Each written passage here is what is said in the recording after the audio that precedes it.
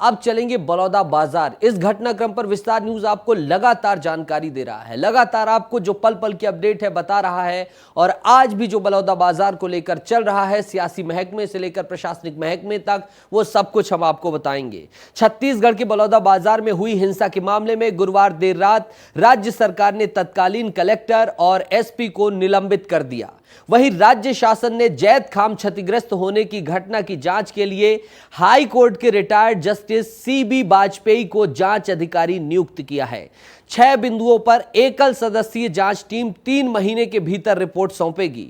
महत्वपूर्ण चीज है यह, क्योंकि जो है घटनाक्रम को लेकर जो जैत खाम को खंडित किया गया था उसे लेकर कमेटी बना दी गई है। एक एकल सदस्यीय है, लेकिन कांग्रेस भी 7 सदस्यीय जांच समिति बना चुका है और जो कि कल बलौदा बाजार के दौरे पर गया था। आज कांग्रेस के तमाम दिग्गज भी बलौदा बाजार पहुंचे।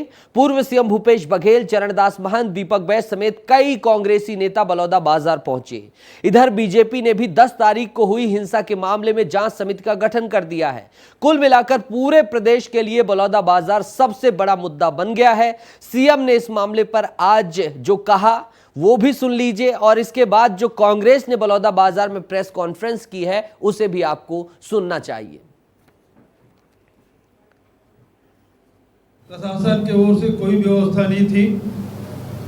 2 जगह बैरिकेड लगाए गए थे, दोनों तोड़ दिए गए और सीधा कलेक्ट्रेट में घुसे, वाहनों को जलाए, कार्यालय तोड़ा गया, पत्थरों से तोड़ा गया, आग लगाई गई, लेकिन प्रशासन हाथ में हाथ धरी बैठी रही। जब उनको जानकारी है 10 बजे से भीड़ आनी शुरू हो गई है तो पुलिस बल की व्यवस्था करनी थी। इनके पास कोई अल्टरनेटिव मैनेजमेंट नहीं था, प्रशासन की ओर से कोई व्यवस्था नहीं थी। विभिन्न घटनाओं में जांच कमेटी का गठन होता रहा है और बलौदा बाजार में भी जो घटना घटी है वो दुर्भाग्यजनक है। इस तरह से पहली बार घटना घटित हुई है कि मतलब कलेक्ट्रेट में तोड़फोड़ हुआ है और इसके लिए पार्टी के तरफ से भी एक जांच कमेटी का गठन किया गया है। वो लोग जांच करके रिपोर्ट पार्टी को सौंपेंगे। दोनों को सुन लिया। अब 2 हमारे सहयोगी जुड़ेंगे, एक सीधा बलौदा बाजार से अनमोल तिवारी और रायपुर से रवि मिरी। सीधा दोनों का रुख करेंगे और सबसे पहले मैं बलौदा बाजार जाऊंगा क्योंकि वहां पर कांग्रेस ने प्रेस कॉन्फ्रेंस की और वहां पर बहुत सारे प्रशासन पर आरोप लगाए गए। अनमोल, क्या कुछ प्रेस कॉन्फ्रेंस में हुआ ये बताइएगा। उसके बाद बलौदा बाजार के कलेक्ट्रेट एसपी कार्यालय को लेकर क्या कुछ रेनोवेशन की गतिविधि हो रही है वो बताइएगा, और आगे क्या प्रशासन किस तरह से मुस्तैद है वो समझा दीजिएगा।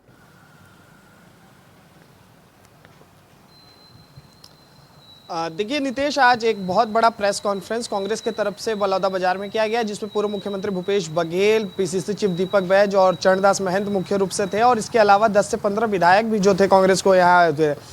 2 नए पहलू आज कांग्रेस ने बताया है और ये 2 नए पहलू जो है ये बहुत बड़े आरोप लगाए गए हैं सरकार पर। एक आरोप ये है कि जब हिंसा ये हुई थी बलौदा बाजार में 10 जून को, तो कांग्रेस ने ये आरोप लगाया कि लगभग 250 से ज़्यादा लोग जो हैं वो नागपुर से यहाँ पर आए हुए थे। और कांग्रेस ने पूर्व मुख्यमंत्री भूपेश बघेल ने कहा कि हमारे स्थानीय लोगों से बातचीत हुई है और जो मुझे पता चला कि 250 लोग नागपुर से यहाँ आए हुए थे, जो कि एक बहुत बड़ी बात है। दूसरी चीज़ ये कि कांग्रेस ने ये कहा कि जब ये हिंसा हुआ, जिस दिन ये पूरी आगजनी की घटना हुई कलेक्टर परिसर में, तो उसके बाद से बहुत से लोग अब भी लापता हैं, जिसकी सूची प्रशासन को जारी करनी चाहिए। तो देखिए, ये 2 मुख्य आरोप हैं जो पूर्व मुख्यमंत्री भूपेश बघेल और कांग्रेस की तरफ से लगाया गया है, और सीधे तौर पर यह कहा गया है कि प्रशासन और सरकार की लापरवाही के कारण जो है ये पूरी घटना हुई है। अगर 10 बजे तक जो है भीड़ आनी शुरू हो गई थी तो पुलिस प्रशासन और इंटेलिजेंस फेल्यूर रहा, इसी के कारण ये पूरी घटना हुई है। और नैतिक दायित्व देते हुए भूपेश बघेल ने बहुत जमकर हमला बोला और कहा कि इस मुख्यमंत्री विष्णुदेव साय को जो है इस्तीफा दे देनी चाहिए। तो कहीं ना कहीं देखिए, कांग्रेस जो है यहाँ पर सियासत गर्म कर दी है अपने प्रेस कॉन्फ्रेंस के बाद से, और कांग्रेस के अब बयान जब आया है कि 250 लोग नागपुर से बुलाए गए थे, तो अब देखने वाली बात होगी कि इस पर बीजेपी क्या रिएक्शन देती है। और सरकार की तरफ से क्या जवाब आता है। फिलहाल जो आप रेनोवेशन की बात कर रहे थे नीतीश, तो रेनोवेशन का कार्य जो है वो शुरू हो गया है। कलेक्ट्रेट परिसर में जहां भी आगजनी की घटना हुई थी वहां रेनोवेट किया जा रहा है और कामकाज जो है सुचारू रूप से जो है बहुत जल्द ही जो बिल्डिंग है वो भी सुचारू रूप से दिखने को मिलेगा। ठीक है, रवि हमारे सहयोगी जुड़े हैं। रवि, कांग्रेस ने जांच दल बनाया, अब बीजेपी ने भी जांच दल बना दिया, न्यायिक जांच की बात हो गई, एक सदस्यीय कमेटी का गठन कर दिया गया और तमाम पहलुओं से कलेक्टर एसपी पर भी गाज गिर गई, कार्रवाई होगी। क्या अब मान लिया जाए कि सतनामी समाज का ये जो आक्रोश था ये अब ठंडा हो जाएगा और अब जो है शांति से सभी चीजें उसी तरह से यथावत हो जाएंगी?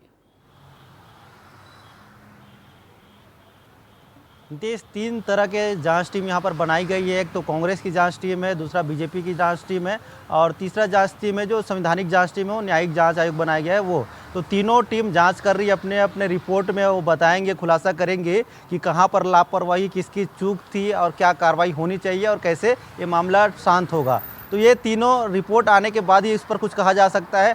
लेकिन जो समाज की बात है तो समाज की बात मैं रख देता हूँ, क्योंकि समाज लगातार ये कह रहा है कि हमें अभी भी सीबीआई जांच चाहिए। जब तक सीबीआई जांच नहीं होगी तब तक समाज शांत नहीं रहेगा। समाज आगे भी बड़े प्रदर्शन करने की तैयारी में जुटा हुआ है। इसके अलावा एक बड़ी जानकारी ये भी है कि जो कार्रवाई हुई, जिस प्रकार से डीएम कार्यालय, एसपी कार्यालय में आगजनी हुई, उसके बाद समाज के कई लोगों को गिरफ्तार किया गया है, तो वो उनकी नाराजगी है। और ठीक है, अनमोल आप कुछ कह रहे थे, संक्षिप्त प्रतिक्रिया चाहूंगा, संक्षिप्त।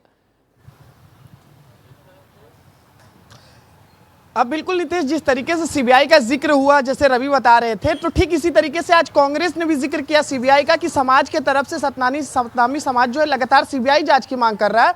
और कांग्रेस ये बोल रही है कि भाजपा देखिए सरकार में आते ही बहुत से पहले के मामलों को सीबीआई से जांच कराने का आदेश दिया, एग्जाम्पल के तौर पर पीएससी घोटाले मामले की। तो कांग्रेस ये कह रही है कि सीबीआई को ही जांच क्यों नहीं सौंप दिया जाता इस मामले की, क्योंकि हर मामले को तो सीबीआई जांच पर अभी बात फंस गई है और जो भी होगा विस्तार न्यूज के हमारे सहयोगी लगातार बताते रहेंगे। अनमोल, रवि, आप दोनों जुड़े इस संवेदनशील मुद्दे पर, महत्वपूर्ण मुद्दे पर, जिस पर पूरे छत्तीसगढ़ की निगाहें, इसके लिए बहुत बहुत शुक्रिया।